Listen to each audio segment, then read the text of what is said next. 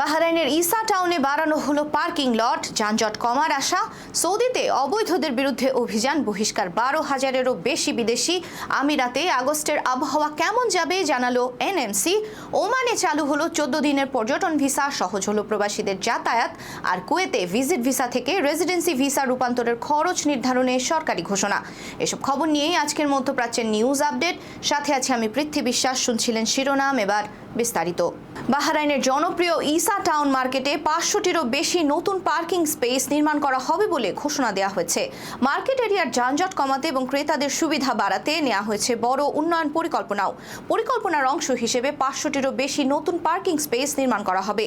এর ফলে ক্রেতাদের গাড়ি পার্ক করা সহজ হবে, যানজট কমবে এবং স্থানীয় ব্যবসায়ও গতি আসবে বলে আশা করা হচ্ছে। এছাড়া এই প্রকল্পের আওতায় রামেজ শপিং সেন্টার এলাকা বাড়ানো, বাজারের ভেতরের পুরনো বৈদ্যুতিক তার পরিবর্তন, নতুন আলোকসজ্জা এবং বেসরকারি বিনিয়োগের জন্য নতুন জায়গা তৈরির পরিকল্পনাও রয়েছে। পাশাপাশি সবুজায়ন বাড়াতে বাজারকে ট্রিট্রেট ওয়াটার নেটওয়ার্কের সঙ্গে যুক্ত করা হবে। কর্তৃপক্ষ জানিয়েছে, বাজারের দোকানগুলোর বৈদ্যুতিক সংযোগ, অগ্নি নিরাপত্তা এবং নিরাপত্তা ব্যবস্থার নিয়মিত পরিদর্শন করা হচ্ছে। এর উদ্দেশ্য হলো অগ্নিকাণ্ডের ঝুঁকি কমানো এবং ব্যবসায়ী ও ক্রেতাদের জন্য আরও নিরাপদ পরিবেশ নিশ্চিত করা। এই উন্নয়ন প্রকল্পের মাধ্যমে ইসা টাউনকে বাহরাইনের অন্যতম প্রধান কেনাকাটা এবং বাণিজ্যিক কেন্দ্র হিসেবে আরও শক্তিশালী করার লক্ষ্য নেওয়া হয়েছে। এতে বাসিন্দা, ব্যবসায়ী এবং বিনিয়োগকারী সবাই উপকৃত হবেন বলে আশা করা হচ্ছে।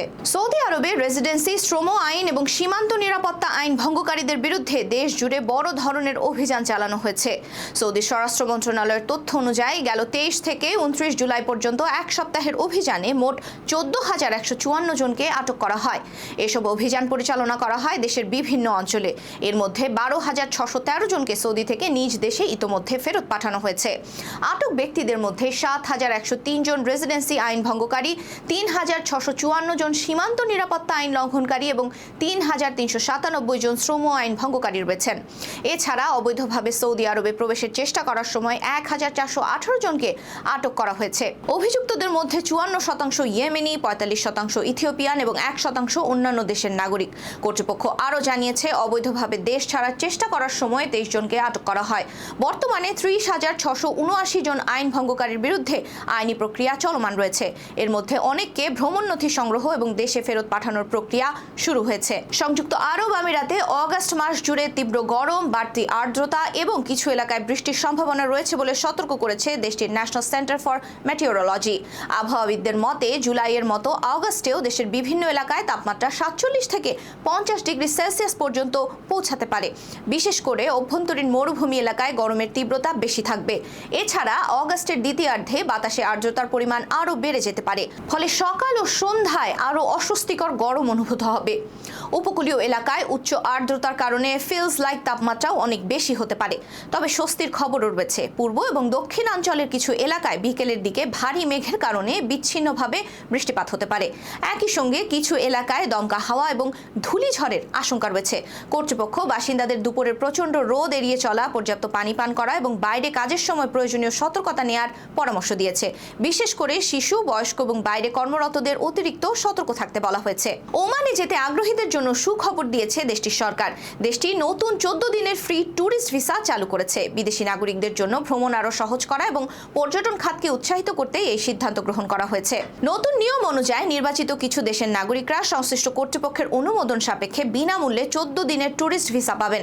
এই নতুন ভিসা ক্যাটাগরি ওমানের সংশোধিত বিদেশি আবাসন আইনের নির্বাহী বিধিমালায় যুক্ত করা হয়েছে। সবচেয়ে গুরুত্বপূর্ণ বিষয় হলো 14 দিনের ভিসার মেয়াদ শেষ হওয়ার আগে প্রয়োজন হলে এটি অন্যান্য ট্যুরিস্ট ভিসায় পরিবর্তনও করা যাবে। তবে সেক্ষেত্রে নির্ধারিত শর্ত, প্রক্রিয়া এবং প্রযোজ্য ফি অনুসরণ করতে হবে। নতুন বিধিমালাটি 2 আগস্ট সরকারি গেজেটে প্রকাশিত হয়েছে এবং প্রকাশের পরদিন থেকেই কার্যকর করা হয়েছে। কর্তৃপক্ষ আশা করছে এই উদ্যোগের ফলে স্বল্পমেয়াদী পর্যটক বাড়বে এবং ওমানের পর্যটন খাত আরও গতিশীল হবে। তবে এই সুবিধা সকল দেশের নাগরিকদের জন্য প্রযোজ্য নয়। কোন কোন দেশের নাগরিক এই 14 দিনের ফ্রি ভিসা পাবেন তা সংশ্লিষ্ট কর্তৃপক্ষ আলাদাভাবে নির্ধারণ করবে। কুয়েতে ভিজিট ভিসা থেকে রেসিডেন্সি বা ইকামায় রূপান্তরের ক্ষেত্রে নতুন ফি নির্ধারণ করেছে দেশটির সরকার। নতুন সিদ্ধান্ত অনুযায়ী যোগ্য ব্যক্তিদের ভিজিট ভিসা রেসিডেন্সি ভিসায় পরিবর্তন করতে এখন থেকে 150 কুয়েতি দিনার ফি দিতে হবে। এই সিদ্ধান্ত স্বরাষ্ট্র মন্ত্রণালয়ের নতুন সংশোধিত বিধিমালার মাধ্যমে কার্যকর করা হয়েছে। তবে গৃহকর্মী এবং একই ধরনের কিছু ক্যাটাগরির কর্মীরা এই ফি থেকে অব্যাহতি পাবেন। তাদের ক্ষেত্রে আগের নিয়মই বহাল থাকছে।